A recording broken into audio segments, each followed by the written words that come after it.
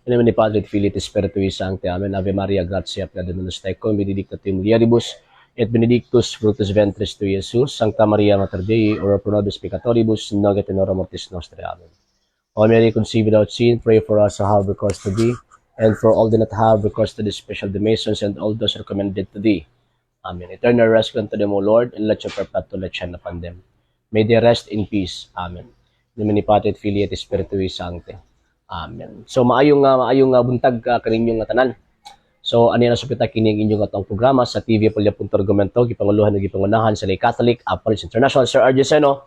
Uban ko ninyo sa kadali lang nga panahon aron na panagiskot sa mga butang nga may kalambigitan sa atong pagtuong Katolika. Live kita karon sa ato ang main Facebook page RJ Horolanciano II TV Polya.Argumento. So sa wala pa nakapag-follow sa atong mga pages, i-follow ninyo ang atong mga pages RJ Horolanciano II TV Polya.Argumento page, Kuya Apologist TV page, and RJ's Vlog 2022. O pwede sab mo mag-send din ha og Facebook stars. And also sa atong mga channels, sa wala pa nakapag-subscribe, i-subscribe ninyo atong mga channels na Lay Catholic, Apologist and Official, RJ Seno II TV, Kuya Apologist TV, and Barrio Kawayan Religious Forum. O pwede sab mo mag-send din ng super stickers, super chats, ug super thanks. And magpasalamat unapod ko sa mga igsoon na mga Katoliko nga kanang nagatabang nagasuporta sa itong programa. Di pa na ko malitok inyong mga names kay wala magug ko nagamit og kuan kining application. So di na ko makit-an, di na ko mabasa. So thank you kaayo mga sir ug mga ma'am tungod sa inyong tabang, tungod sa inyong suporta kining atong program. Gihapon din sa social media. O until now, nagkinahanlang gihapon kita sa inyong tabang suporta kay lagi wala kami mahimo dinhi kung wala ang inyong tabang o inyong suporta. So sa gusto mo tabang, pwede mo ninyong i-message sa ato ang page kung kung magpaabot mo sa inyong suporta ni ining maong ato ang programa. Okay, pasensya na kayo nga sa atong YouTube channel wala pa ta ka live kay paggabi man gud murag kasuhon ko ba. Muna karon morning pagmatag buntag mag-inom kape. So ayun, until now gitrangkaso pagyapon. Ramon Hermosilla mayang buntag, Sir Apolinar Tangkay from Lakewood, Zamboanga del Sur. Good morning sa inyo. And yun, announcement May 4. Wala pa ko kalakaw magod pag ngitaw venue karon nga week. So possible by Monday or Tuesday or Wednesday na possible gyud kay Monday magod is graduation ni Kuya Apologist pagka Tuesday awarding ni Junior Apologist nako to pinakamanghura nato. Din pagkahuman sa dress ana mo adto nak mangita nako og kanang venue para sa incoming debate or debate karong May 4. Unta may video greetings minimo commander sa among 5th anniversary sa Haligan Fire Rescue. Sige mon. Maghimo ko og video clip mon for the greetings mon. Okay, sige, proceed ta sa ato ang tawag ining topic karon. Kagabi nag-upload ko og reels nato mga sir og mga ma'am naghato og question sa mga di Katoliko. Kasi sige magud sila nag-ingon nga mabasa, dapat mabasa, asa mabasa. Siyempre, kung muhatag gani kang argumento, muhatag gani ka og kana bitaw question, dapat subay sa imuhang gitawag og pagtuuna, di ba? Kung magaling subay dili subay sa imuhang tawag ining pagtuo, kung sa kwan pa na siya kanang leading question kung sa ato pa na nga term, kung sa mga abogado pa na nga term, dili sa ato ha. Sa abogado pa na nga term, leading question ba? Okay lang. Pero kung halos kasagaran nga mga puntos pagmamahayag ang Katoliko, tanang puntos nga ilabay mingon day asa mabasa kung dili mo mabasa tawag ining nga dili mo tuo mura og usa kuan pa ba teaching gyud na ninyo og diha nagabase ang inyong gibasihan kanang pagtulunan nga sula eskriptura. Sir Demi, yes sir, maing buntag, dialogo ni Tibugol, nahilom rarabas Tibugol, parang nangangamoy urong. O lagi. Actually, nahilom na siya karon kay di man ko padala sa iyahan kuan. Pero posible nga naa sila'y kanang surprise attack sa May 4 puhon. Ato na pangandaman mga sir. Okay, sige. proceed ta sa to ang tawag aning topic. So, yun. So naghatag kog assignment nila nga ilahang tubagon within 24 hours. Nga naman kay siyempre gabiin ako gi-post nya pagkahuman karon not less than 10,500 something yung viewers. Daghan kayo. Not less than 300 comments. 300 comments ang naka-comment dito. Nya pagkahuman, daghan kay protestante, mga basher na to, daghan nakasulat, mauni na, napay tawag anang kanang ad hominem na ang dagan, pero never gyud ko nakabasa.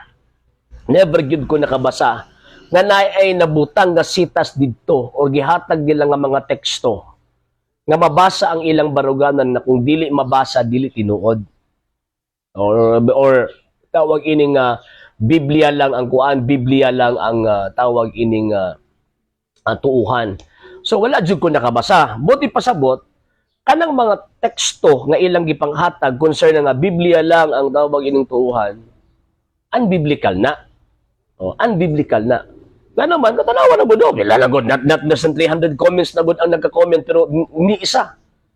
Sa mga teksto nga ilang gipanghatag, musuporta sa ilang gibarugan kapag dili mabasa, dili tinuod. So, diha pa lang daan diferensyado na kumbaga. Diha pa lang daan naanay question ba kumbaga.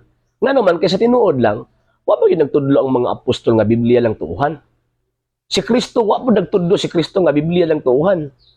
Never nagtudlo katong Ginoong Kristo nga hala ang ato ang pagtuo Biblia lang wala ay. Wala. Kay ang katuyuan sa Ginoong Kristo sa pagsugo siyang mga apostol, magtudlo sila orally. Ano sa naman nahitabo nga na ay written, particularly sa New Testament? Nahitabo nga na ay written document nga gisulat, dili pa yun directly apostolis yun ang nagsulat, kundi ang apostol lang sa mga Hintil, San Pablo, nahitabo 20 years after na, nisakan na sila sa langit. So, buti pasabot, from 33 AD until sa 52 to 55 AD, ang mga apostol naglakaw-lakaw, way bit-bit nga libro, even until 300 AD. Wala sila tawag ini nga bit-bit nga libro. So how come nga mibutho og nahimugso ang pagtulunan nga kung di mabasa Biblia or dapat Biblia lang ang ato ang tuuhan? Wala eh. Nahimugso lang na after 16th century. Mao man tinuod. Nahimugso lang ng pagtulunan na human sa ika-16 ka siglo. So, buti pasabot, dili nagikan sa mga apostol. Mga sir, mga ma'am. Kato pa lang ganyan, first question pa lang to. Napa ko i-follow up pa karon. Karon nga tawag ining buntag kay wala man may nakatubag. Na ay tawag ining tubag, pwede man mao ang tubag. For example, gikot nila ang San Juan 17. Ang gingon ni Ginoong Kristo ang imong pulong kamatuoran, di man na-refer sa Biblia. Galatia 1:6 hangtod sa 8 katong ang pagwali kanang lahi nga mga maayong balita, kanang word nga maayong balita dili man na maayo dili man na Biblia. Katong nga ng oral teaching nga gitudlo sa mga apostol, orally. Unsa pa? Dos sa Timoteo kapitulo 3 bersikulo 15. Kanang gingon din ng tibuok kasulatan, wala man na mag-refer sa Old and New Testament kaya at the time wala pa man nasulat ang New Testament or di pa kompleto ang New Testament at the time. Nga pagkasulat ni San Pablo nga ang tibok kasulatan mo maglamdag. Diya pa lang daan diferensyado na ang kwan. Diya pa lang daan diferensyado na ang pagpanabot sa itong mga higala nga mga dili katoliko. Mga sir, mga ma'am. Unsa pa itawag anang kwan? Nagkutlo pag San Juan 1:1. In the beginning was the Word, and the Word was with God, and the Word was God. Yan na sila una-una, Biblia. Pag sure, refer mo na kang Kristo. Nag-quote na po o gipanayag kapitulo 1 bersikulo 3 nga bulahan na magbasa ni ining kasulatan na dili mo na refer dito sa Biblia, refer mo na sa tawag ining book of Revelation. Diba? Diferensyado eh. Eugene, may buntag Eugene Maglangit. Sir Tobit Usano may buntag, Sir Almags, amo jud Sir pero kabalo naman na sila Sir, although ginabuhat na to always lang jud ta magdepensa kay murag himuon nila kalamong ang simbang katoliko ba hagpaton jud nila mo na maogyod. O, diha pa nawala na eh. O, diferensyado na, kumbaga, diferensyado. O, unsa pa lagi pangkuton lang asitas. Gipadayag kapitulo 22 bersikulo 16 kung masayop. Ang magdugang anining basahuna tugangan pud ang hampak. Kanang basahuna refer din na sa kwan. Biblia. Refer man na sa Book of Revelation kita nawa sa English ana. Ang gigamit nga pronoun nga demonstrative singular. Buti pasabot, it refers to a particular book nga gisgutan sa maong writer. Unsa man nga book katong iyang gisulat nga Book of Revelation. So again, kanang sula eskriptura or Biblia lang tuuhan, dili na makatindog kung Biblia ra pod ang basis. Dili na makatindog. Wala nga to mga higala nga mga dili Katoliko, ang ilahang pagtulunan na kung di mabasa, di tinuod, di pud na mabasa sa Biblia. So therefore, sila rapod ang gasupak-supak sa ilang kaugalingong teachings. Di ba? Di ko mo to kung di Biblia. Nya pangutan-on, kasap nas Biblia, di pud makahatag sitas. Di ba? Sir Almas, good morning. Di ba? Pagitaan niya mo sitas sa Biblia o sa sitas na nga nisot nagtudlong yun naman sa Kristo nga Biblia tuuhan. Wala di ka makatawag ining di ka makatudlo sa nakasulat sa balang kasulatan nga nagsulti ang Ginoong sa Kristo ang mga apostol nga Biblia ray tuuhan. Dili ka makabasa ana. Di ka makabasa. Never ka makabasa ana. Kung never ka makabasa, nya pagkaman sundo na tong ilang prinsipyo kung di mabasa di tinuod, so buti pasabot, nagtuo sila og butang nga sila ra pud ang gasupak-supak sa doktrina nga ilang gituhan. Diya ba? Diya pa lang simang na. So kana ding moingon ka nga Biblia ray tuuhan unbiblical di na. Di ba? So kini ato mga amigo nga mga di Katoliko. So kanang inyong pagtuo nga Biblia ray tuuhan unbiblical na. Dili na mabasa sa Biblia. Mo na nga wa mo'y katungod nga mangita na mog mabasa kay kanang inyong mismong teaching di mabasa. Ana man na nga punto. Sir Dodong Hernani may buntag. Sir Henry. Inot yes sir, good morning. Andang simbahan Katoliko magud mga sir ug mga ma'am. Kung may magud ang simbahan Katoliko nga pulong sa Dios. Sir Matias, good morning. Kaya kung may simbang Katoliko nga pulong sa Dios, refer na dito sa written o unwritten. Sa mantong written, Biblia. Mabotang simbang Katoliko may nagngalan ana. Biblia. Nya pagkahuman ang pagsabot simbang Katoliko pag may Biblia, refer na sa Old and New Testament. Mo na gisulti sa kitudlo sa Iglesia Katolika. Karon. At the same time, humana na kay naa may written, naapoy unwritten. Nga naman kay, dili magud ta makasabot sa written, kung walay naglimin ana nga unwritten action or tawag ining teachings nga kumbaga, nga kung sa kuan pa ba, gidawat ba, gireceive ba, from the one nga dito nagikan ang maong gitawag og gapulong. Sir John Jimenez, good morning. Ana ba? Sir King ba? Yes, sir. Good morning, sir. So, diya pa lang daan, kung mingon taog sa pagtuong Katoliko, kung mingon taog Word of God, written na, refer na sa written o unwritten. So, di gud maipit nilang simbahan Katoliko. Kaya kung di mo mabasa sa Biblia, dito man na sa unwritten, that refers to tradition. For example, misa. Misa. Kung imo basahan ang balang kasulatan, wala man gidetalye unsa ang right nga gihimo ni Kristo. Ang gisulti lang ni Kristo, do this in remembrance of me.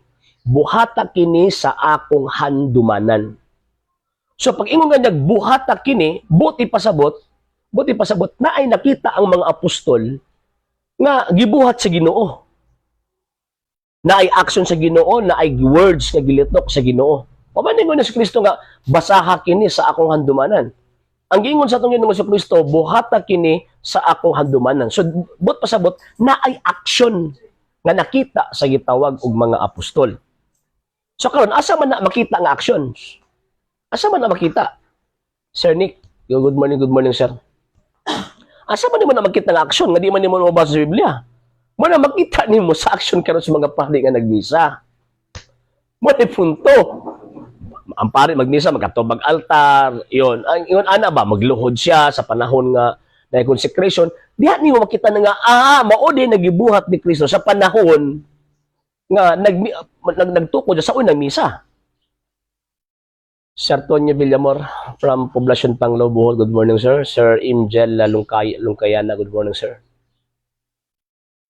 So mao di ay na, di ba? Mao di na nga action kanang giingon ni Kristo nga buhata kini sa akong handumanan.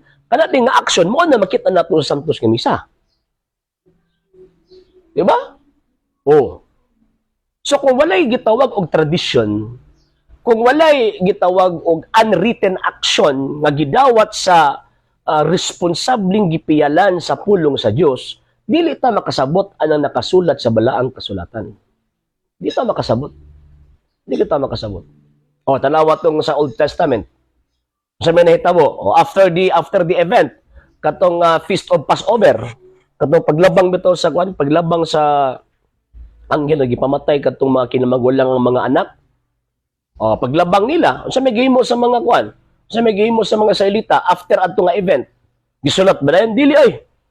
Napagitawag og oral tradition, gipasapasa pa to. More nang every year naa sila'y fiesta. Naa sila'y fiesta. Nya karon, after 100 years, diha pagisulat kadto nga tawag ini nga event. Sir Loloy Bumaya, good morning. Diha pagisulat kadto nga event. After 100 years. So, after sa gitong pagkasulat, sa dihang maghimo sila sa fiesta, ang nasulat ba ang ilang beses? Dili oy. Ang ilang beses, katong ilang gidawat nga tradisyon. Kanya ilang harang ginabasa, kung unsay katong tawag ining main details, kumbaga, sa concerning sa event. Nga mao ni nang hitabo kani adto. So, man di pwede, nga naa kay libro, nga giingon nga pulong sa Dios nga wala ka tradisyon. Dili na pwede. Kay kanang Bible alone theory, kanang sola scriptura theory, o kanang maingon sila nga Biblia ray tuuhan, dili na mosuporta ang Biblia ana. So ingon ana, mo nang hapit na lang 24 hours, so yun ko nakitaan nga natubag nila akong question. Wag yun ko nakita na natubag nila akong question. Sir Nick, good aim sir, nga no gitugtan man sa una nga pag-asawa sa mga parente or mismo ang anak. Actually sir, dili pa man gud ingon anak ka civilized ang tao kani adto. At the same time, kung sa tawag ini kuan pa naa sila'y kung gusto ka pa ba tribal tradition, kung baga nga dili sila pwede mataptan og uban pang mga kuan, uban pang mga lahi tungod sa hinungdan na gina-consider nilang ilahang tribes kaniadto or ang ilahang mga dugo kaniadto isip usa ka importanteng dugo or sa to pa mga royal blood ba nga baga. So mot pasabot ana mo na nga para dili maadton ni sa lain ang ato ang kaliwatan di ta mataptan og laing kaliwat mo nang magunay Sir Nick. Ikaduha kanang sa ilahang wealth. Gusto nila nga ang ilahang kuan, ang ilahang katigayunan na ara sa ilahang pamilya, di na matuglain mo nang yon magunay. Muna Sir Nick. Pero sa dihang nagkalalom o nagkadako na ang knowledge o experience sa tao, mo nang gibawal na. Muna Sir Nick. Sir Dondon, Siton, Sir Wilson, good morning sir. Sir, basig next week sir ha.